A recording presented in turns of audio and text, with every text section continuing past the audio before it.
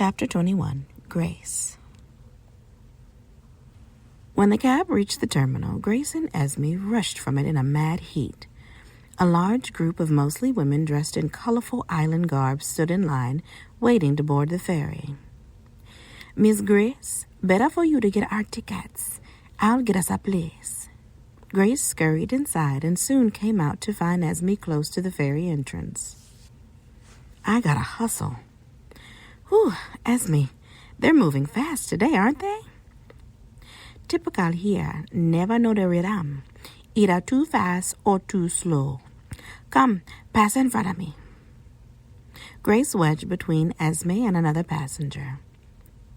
On board, they claimed the last two seats. A one-armed man with an enormous bag of aluminum cans moved over for Grace. After a moment, she jumped. Was she imagining something crawling on her, or was the universe intent on making her a nervous wreck today? She looked down and saw what was causing the sensation. A line of brown syrup trickled down her leg into her shoe. Flies swarmed and she fanned to shoo them away. "Oh, God, I've had enough vermin for one day." Esme sat across from her, rolling her eyes. Seemingly aware of her distress, her seatmate said, "Excuse me, ma'am. You want your friend to come sit next to ya? I don't mind exchanging places." At the kind gesture, Grace's guilt rose. She had been thinking unkind thoughts about him. Then he offered his seat. "Why, we'd appreciate that, thank you." Grace motioned for Esme to come over.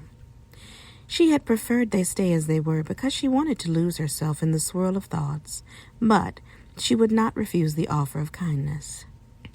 Esme plopped down next to her. They made small talk mostly about the strange baggage other passengers were carrying, but soon each lapsed into the recesses of her mind. The glassy surface of the sea peaked with white caps midway between Antigua and Montserrat, and the ferry pitched back and forth, causing Grace to become present in the moment. Esme's body swayed with the rhythm of the vessel. She imitated her. As they neared port, the agitation subsided, and they filed out with the others. "We are getting lots of surprises today, aren't we, Esme?" "Too much for my comfort. Here, let me take your sack." Grace tucked the bag behind her. "Oh, you will not. You're my friend, not my pack mule." The exchange lightened the mood enough for them to talk about her concerns without becoming too emotional. "Esme, what do you make of what happened at the cottage?" Esme's body flinched, her lips folded in as if to seal them. "It's okay if you don't want to talk about it. I understand." "Miss Grace, I love Cyril like he be me own brother, but I fear he's following a path of greed." Esme's face etched with concern. "I don't understand it, Esme. None of it makes sense. He's doing so well in St. Thomas. That's been the case for a very long time. I can't imagine Cyril being lured by fast money." Large tears rolled down Esme's face and fell from her chin. Grace pulled her close. "Everything will come clear, I am sure." Esme pulled a handkerchief from her skirt pocket and wiped her face. "Please don't mention to Cyril my fear. I have seen so many fine men here fall because of fast money. Money made at the expense of someone else's misery. I'm ashamed for thinking Cyril would be... Well, based on what you see around you, it's easy to think that way." She tried to console Esme, but from the behavior she'd seen him demonstrate on this trip, she could follow along that path too. But why, a few years shy of 50, he'd get into something risky? God, please let it not be so. Esme hunched her shoulders as they walked further along the road to Nanette's house. "Let's rest here for a bit. I caught a signal from my phone, and I need to make a call I've been putting off." "Sure, ma'am." At the patio bar restaurant, they sat and ordered sodas. Esme touched the waiter. "Pardon, the ladies' room?" He said he would show her. "Be right back, Miss Grace." "Fine, I'll probably need to do the same thing after you return." As Esme followed the waiter, Grace dialed Kirk. At first, she got a crazy busy signal. She tried again, and after a few rings, he answered. Hi, Kirk. Thanks for calling to see if I made it okay. Sarcasm dripped like candle wax from her words. Well, how's your care going in St. Thomas? She held the phone, listening to Kirk's detailed account. So Noelle is still with you, I gather? Again, she listened. Kirk, all you needed to say was yes or no. I gather the real answer is no, because you are rambling. Whatever the case, I hope you are okay. I'll check with you later. Oh, I could fly down to St. Thomas and sail with you to Lauderdale. Grace glimpsed Esme as she exited the restaurant. She quickly ended her conversation with Kirk. Take care, and I'll plan to get back to St. Thomas in the next 10 days. Esme looked at her cola, which was half water because the ice had melted. The children don't use their heads, do they, Miss Grace? You'd think he'd wait until I'm back before he bring this, right? I agree. Well, it's my turn. Please hold him off on another for me until I return. In the restroom, Grace tried to call Cyril, but there was no reception. She tucked the phone inside her bra, washed her hands, and then returned. Do you want to catch a bite while we're here, Esme, or wait? 'Tis not much further to Miss Nanette's. If you can wait, I can. Good deal. Let me pay the waiter, then we'll be on our way. Along the road, Esme grabbed Grace's hand and held it as children do at a playground. Grace squeezed her hand. Don't worry, I'll never mention it to Cyril. Thanks. Grace knew the core of this man, and in spite of his and her marital infidelity, he would never be in a business that created human misery and destruction in order to make money. That was just not who he was. As they approached a large yard overgrown with lush island vegetation, they heard a call out from the porch. Oh, Grace, Esme, how lovely. Grace opened her arms to hug her friend Nanette. More than lovely. Look at you. This life is really agreeing with you. Nanette patted her hips. Yes, it is. They laughed, and the three women walked into the house. Tropical breezes crisscrossed the box-shaped house through long, slender windows. As they neared the kitchen, the sound and smell of frying fish met them.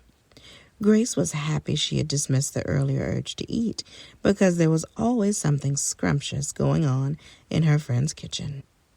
Nanette pointed toward a crude wooden table in the middle of a large, high-ceiling room. Girls, sit down. Thank you, ma'am.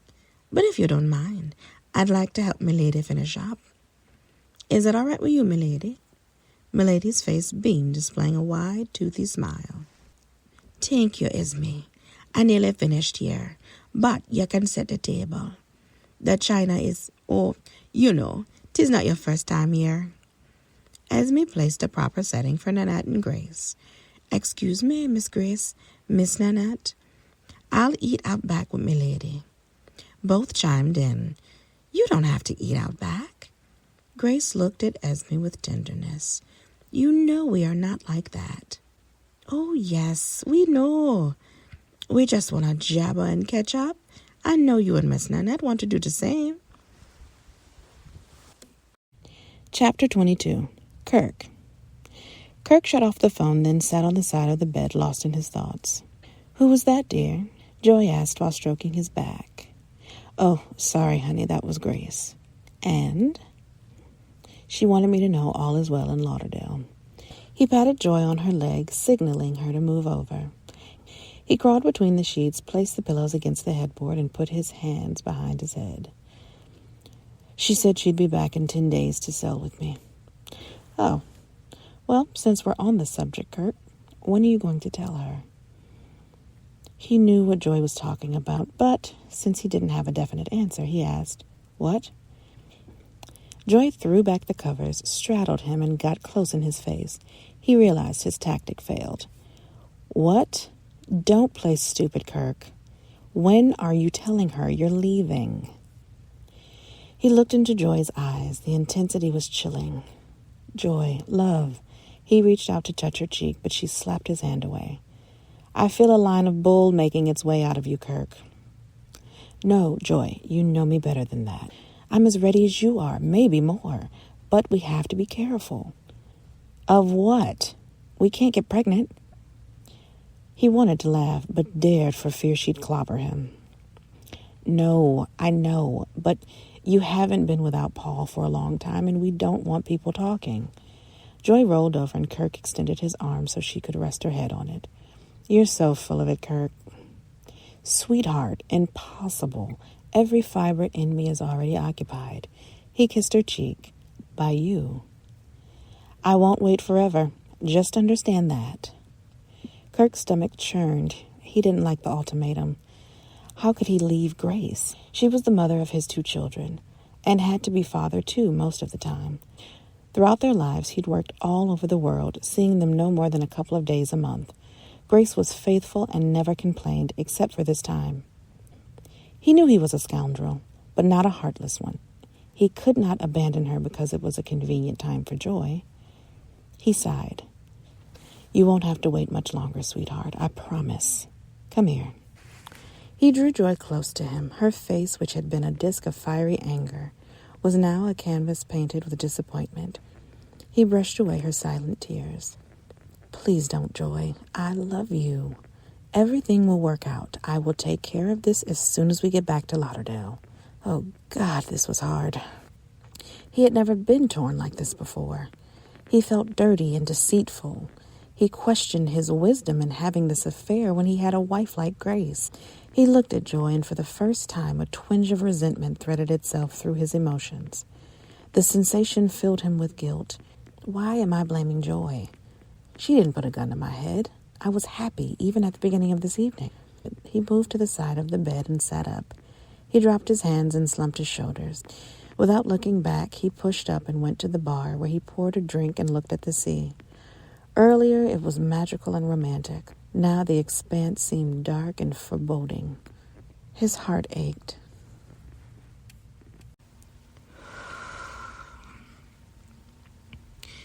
Chapter 23. Noel. Tourists strolled along waterfront in various stages of undress.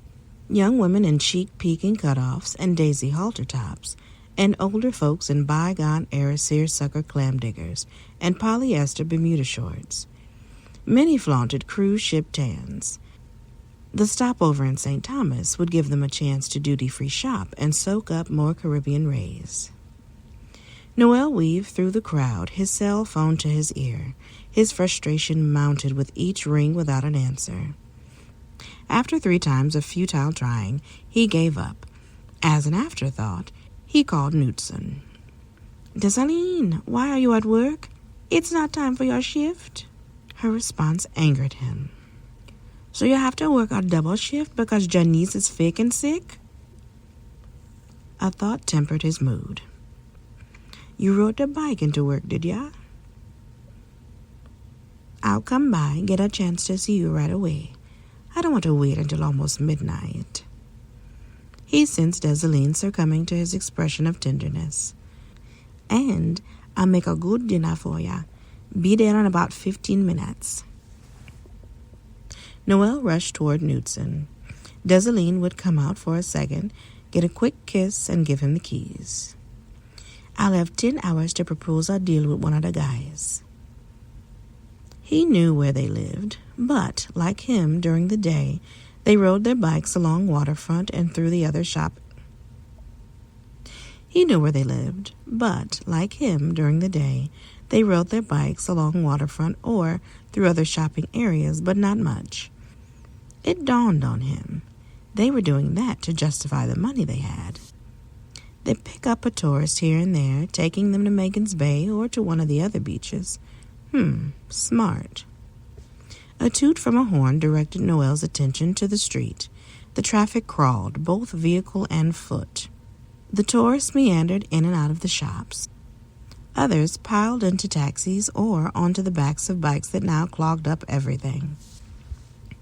Hey, Christian!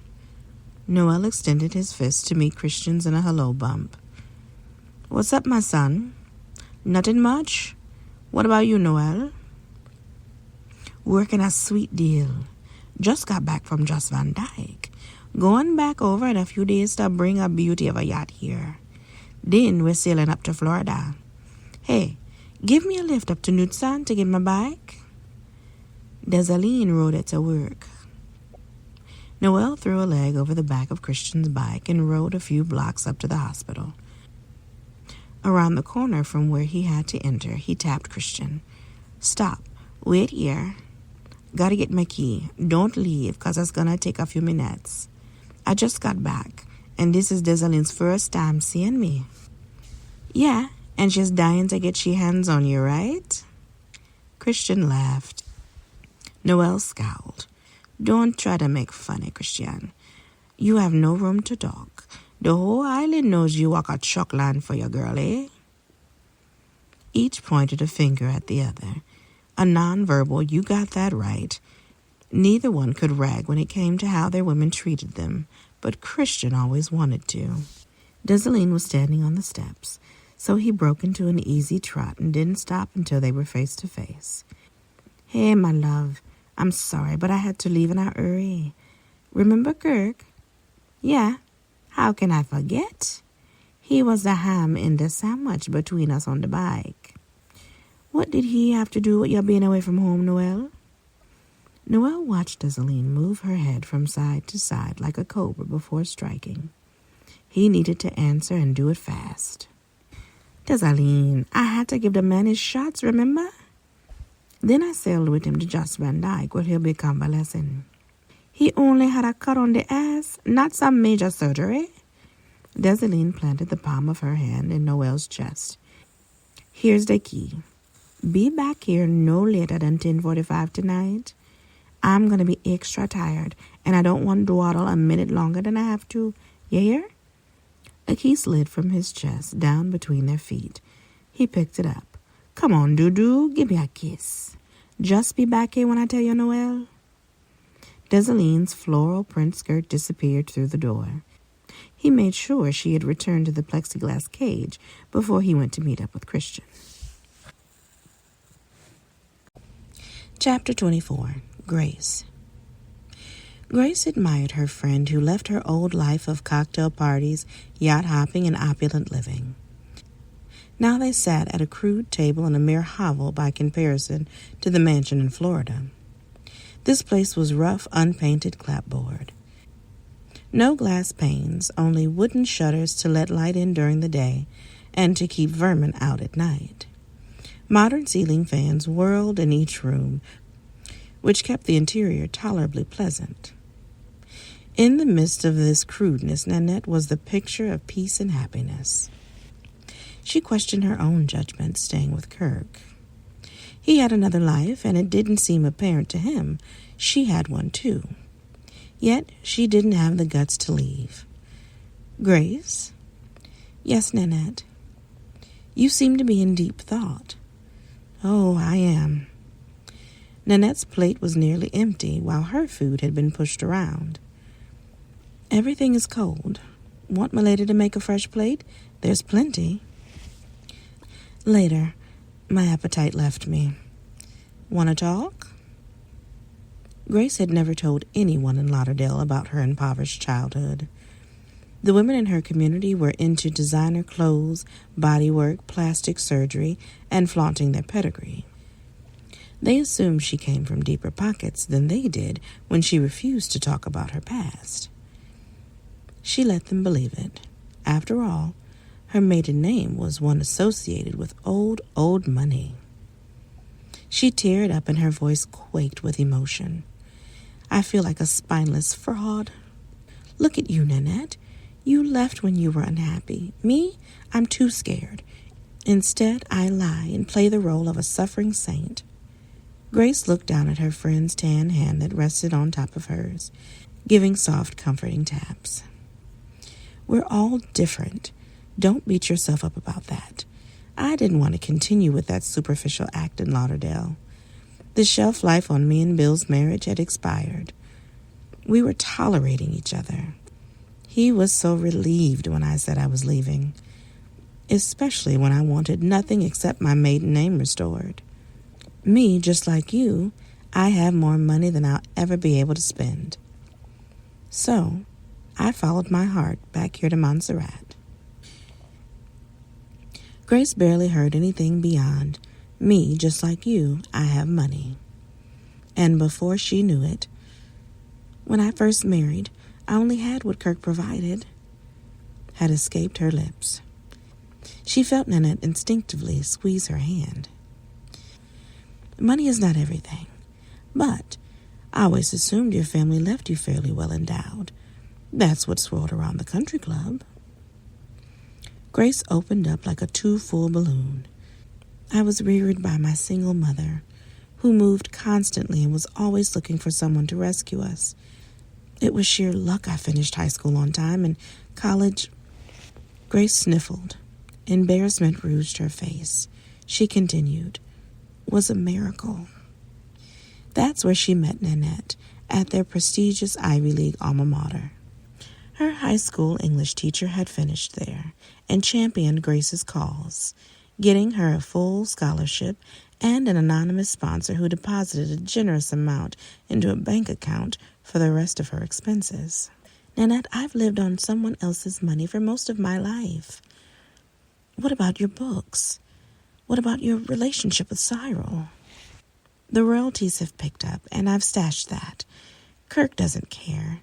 He figures as long as I'm dependent on him, I have no right to complain about anything he does.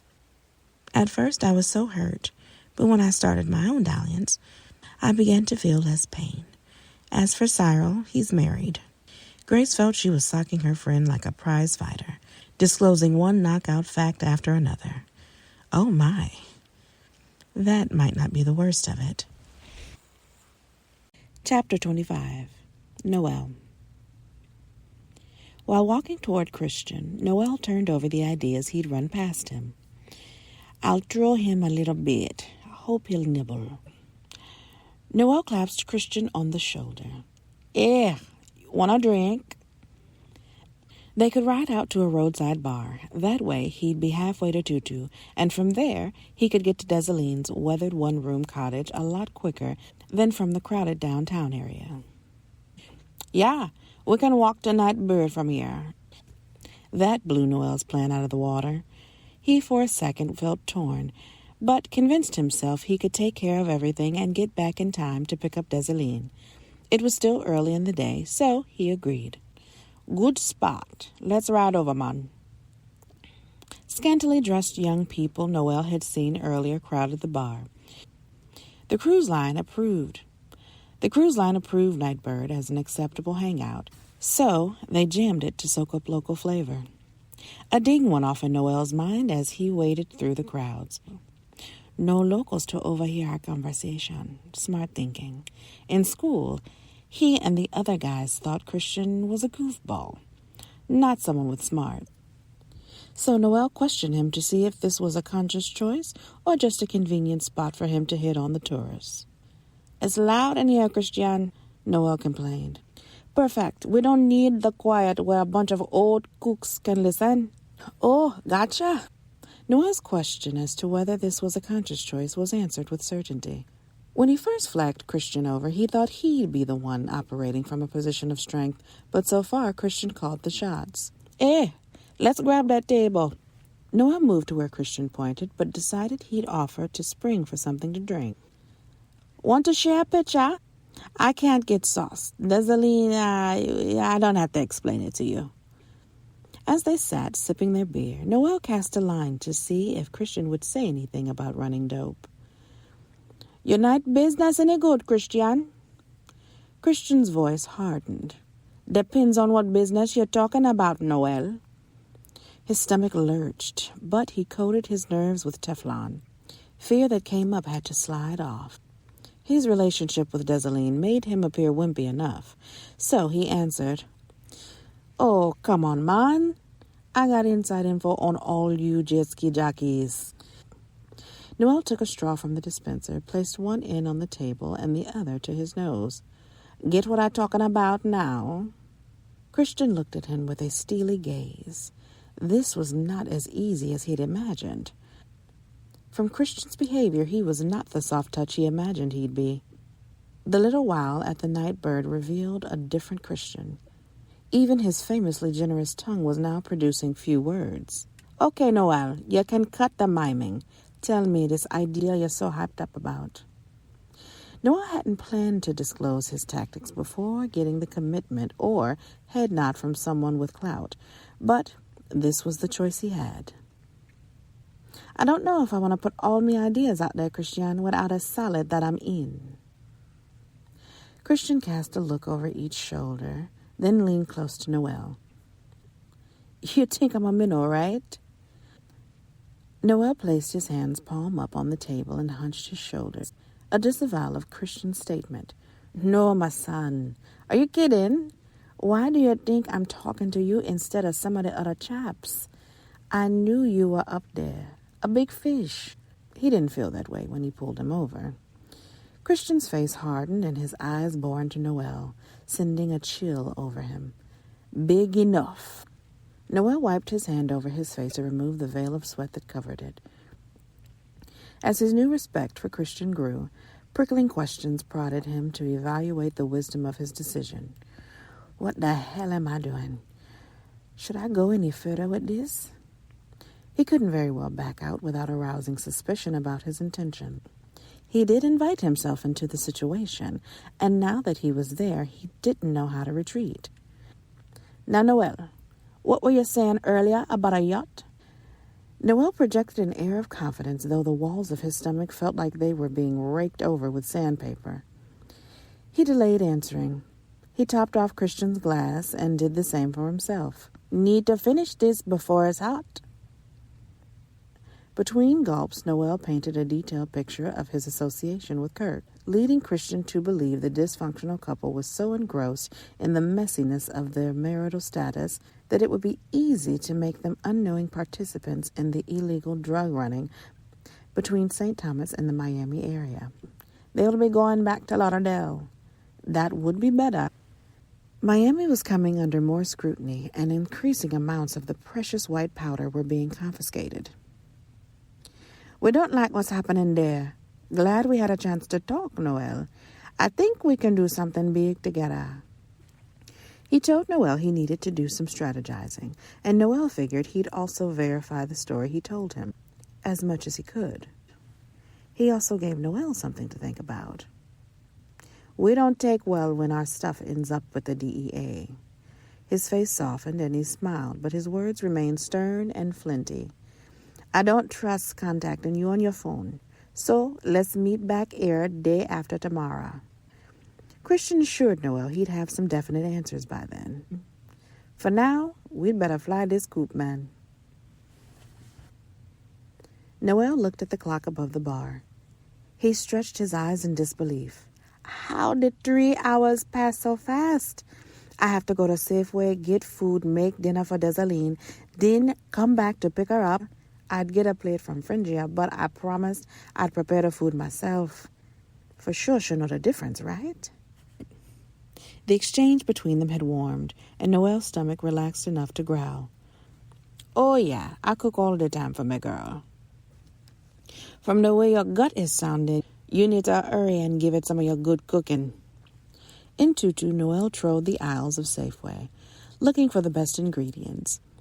He had a hard time focusing because his mind brimmed with the new business enterprise. Christian's authority and confidence settled in a comfortable place, and he saw this as a positive. Wow, I had him all wrong. Christian's cocky self-assurance was a real asset. He picked up a package of okra, a fresh bag of cornmeal, and a can of tomatoes. He started for the checkout, but snapped his fingers and moved quickly to the meat section. "I didn't have time to get fish at a street market." Now he'd pay twice as much in the America market. As he rode along, he pushed the intrusion of the Lauderdale deal aside, again, and firmed up the menu for dinner. Fish fungi with tomato sauce. Ah, I forgot dessert. The tree out front of their house was heavy with large, ripe mangoes. "Ah, slice a couple will be good." He knew everything would be better if he prepared after he brought Desaline from work. The fish would be hot and crispy, and the fungi soft. The early preparation meant only one thing would be better, the mango. A couple of hours chilling would make it tastier. But he promised he'd have dinner ready, so that's what he'd do.